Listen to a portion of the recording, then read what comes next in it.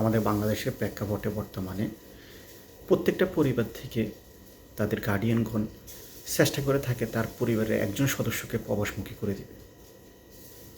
তাই আপনি যদি ডিসিশন নেন আপনার পরিবারের একজন সদস্যকে প্রবাসমুখী করতে চান, আমার মনে হয় সেই ডিসিশনটা হবে আপনার জন্য একটি বেস্ট ডিসিশন যদি আপনি ভালো একটা দেশে পাঠাতে পারেন।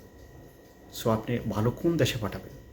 বর্তমানে ইউরোপের অবস্থা মোটামুটি আলহামদুলিল্লাহ অনেক ভালো। আপনি নন চেঞ্জিং বা চেঞ্জিং দেশে যদি প্রবেশ করেন, যেটা লিগেল ওয়েতে যদি আপনি প্রবেশ করতে পারেন, তাহলে আপনি একেবারে সর্বনিম্ন আপনার বেসিক স্যালারি হবে 700 থেকে 800 ইউরো, যেটা বাংলা টাকা কনভার্ট করলে যদি আপনি নর্মালি 800 ইউরো বেসিক স্যালারি পান, তাহলে আপনার 1,40,000 থেকে 1,50,000 টাকা বর্তমান ইউরো কনভার্ট করলে হয়।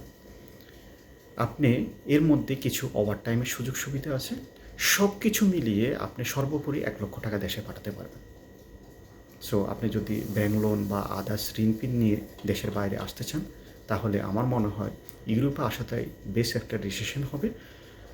আর ইউরোপে বর্তমানে আদার যে ফ্যাসিলিটিগুলো দিচ্ছে মোটামুটি সব কিছু মিলিয়ে ভালো, তবে সেটা হতে হবে লিগেল ওয়েতে।